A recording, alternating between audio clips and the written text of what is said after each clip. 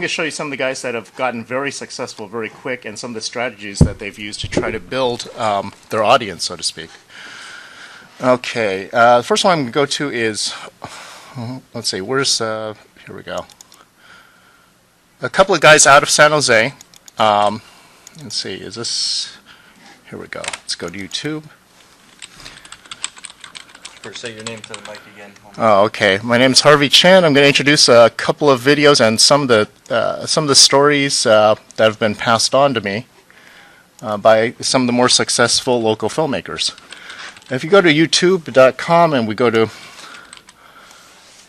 okay, Awkward Pictures is the name of their company, and okay, let's go to a search. Here we go. Okay. Okay, now Awkward Pictures is just these two guys that came from San Jose, and let's say in addition to let's say what's their highest hits. They started off a few years ago. A lot of their stuff, it doesn't cost tens of thousands of dollars, but they've been fairly successful. And you see, like here, one of theirs got 203,000 hits.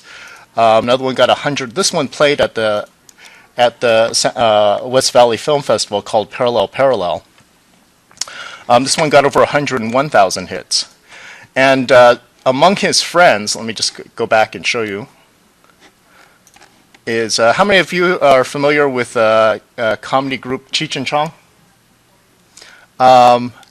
Well, all right. Let's just let me navigate to this. Damn, this thing's so hard to navigate. Let's see, under their friends. Oh, they've got too many. All right. Well, Tommy Chong saw their videos and subscribed to them as a friend. So again, from having no connections to getting quite a few subscribers. A couple of the other strategies that they've had. I mean, you see, all of theirs are like in the thousand. The biggest ones are, well, now it's 203,000, but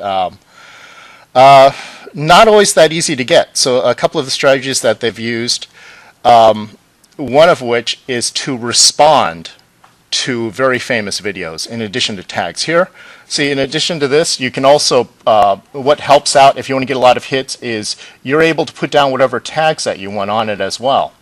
One of the things they did is they found out what were some of the most viewed or most popular YouTube videos, and then what's great is they have the information right there. So then if you want to see what kind of tags they threw on it, then you could just copy the same kind of tags. Another thing that they did was, you see, this was called a video response to Beat Soufflé. I'm not sure what Beat Soufflé is, but they also went to some of the most famous videos, and what happens is you're allowed to, let me see if they here. So you're allowed to post a video response to almost anything. Now here's the thing. Let's say my video gets 10 million hits, and you want to feed off that 10 million hits. Well, you can have, I do a video about George Bush, and maybe you want to do a video response against George Bush. So you post your video against George Bush and post it to the net. Now what happens is, if I accept it, then yours can be a video response, and the million people that tune into mine might see your video response and then click onto yours. And then so that's how you can build hits as well. So they've done this. They've also done they've also gone to MySpace and built up a comedy account there, which also has gotten them a lot of subscribers. And right now they're doing fairly well with 99% of their marketing done strictly over the internet with no money whatsoever, just their time. So there's all these opportunities. In addition to that, they're entering these short video contests left and right. And I think that's the other thing too, is that maybe the smart and cool thing about what they do is, one, their stuff is fairly short. It's like 10 minutes or less, 10 to 15 minutes or less, which is also great for film festivals too. Film festivals generally don't like to take very long films unless it's got, I don't know, Harrison Ford in it or whatever. But for the most part, they want to show as many people's films as possible. So for film festivals and as well as for what people are going to click onto YouTube, they found 15 minutes less. Keep it short. The other thing, though, is that their stuff is very funny too, and so everyone loves a good laugh. I think that's also well, it certainly didn't hurt them. I think that's also what's helped them gain such success. Let's see. Does anyone have any questions? Interrupt me at any time. I'm sorry, there's just so much information I want to give you. I know I'm sounding a little fragmented. Well, can you talk about these little pieces over here? Remember, the YouTube is becoming almost like what MySpace is really too, and it's very similar. Supplemental, yeah. Web 2.0. You've all heard of Web 2.0 sort of technology now. It's more about an experience and you interacting with other people online and not just a static web page, right? And you'll see that you can send messages to people, you can add comments to things, you can share your channel or your videos to other people, you can add as a friend, and so, who has MySpace?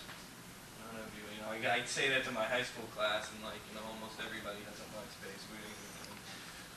Those kids live in a different world than we do. But that's sort of what it's really coming down to, and a lot of people are getting that. And I think Harvey made some good points where, if you make some films, you put them on YouTube, you're getting some hits, you also have a MySpace, as well as a Facebook, as well as, and all these different websites that you make all feed into the same channel. And having all these all together will then help market you and get you more hits, and then you'll get your product placement, and then you'll have lots of money, and then you'll drive around in a Bentley. I don't know. It's sort of, there's a lot to it. You really need to go and do some research on your own and do some of these. I put a lot of links up there already on the website today. Go ahead. Okay. Yeah, no, that's good. I mean, just even bouncing off that, I think even if you're not making films, but you're just trying to throw out what kind of career you're into or what your kind of career you're looking for. Show us your film on YouTube. Okay. Well, I have the trailer on it, and then there's that. Okay, and this is another strategy that I don't know if you're interested in doing this or not. No, how many of you have heard of fan films? No. Okay. Fan film basically is. And how many of you have heard of Star Wars? Okay. All right. Well, fan films are basically amateur films that are based primarily on. Let's see. I'm sorry, trying to do both at once. I'll go to theforce.net. All right. Fan films are films that are basically based on a more popular film. Probably the most popular one, of course, is Star Wars, and I think if you go under this is their main site, theforce.net, and the thing is that if you go to Google and you put down Star Wars fan film, I think you're going to get, let's say, I don't know, what, 500,000, 2,620,000 sites for it, because there's just so many people that either do parodies of Star Wars or they do films that emulate Star Wars.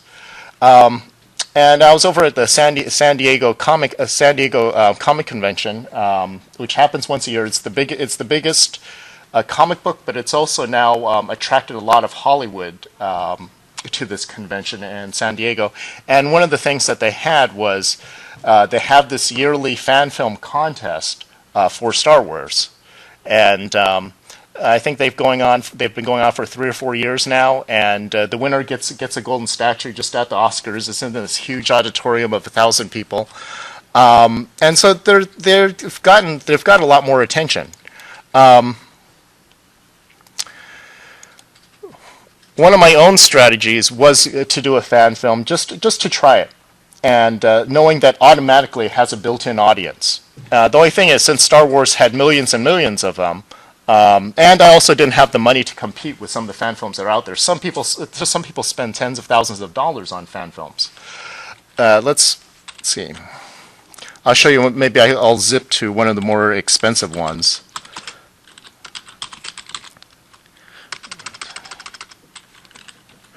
There was a guy that did a Batman versus Predator versus Aliens fan film that cost. Yeah, it's really sharp. It's let me see if it'll show up. I forgot the title of it. Dead End. That's it. I think he spent $10,000 on this. At the end of it, he got a lot of offers from Hollywood. And let's see. As I'm talking, maybe I'll go ahead and have this just show up. How fast is this connection, Jeff? That's a D1 line. And let pause your recording just for a moment while you start that.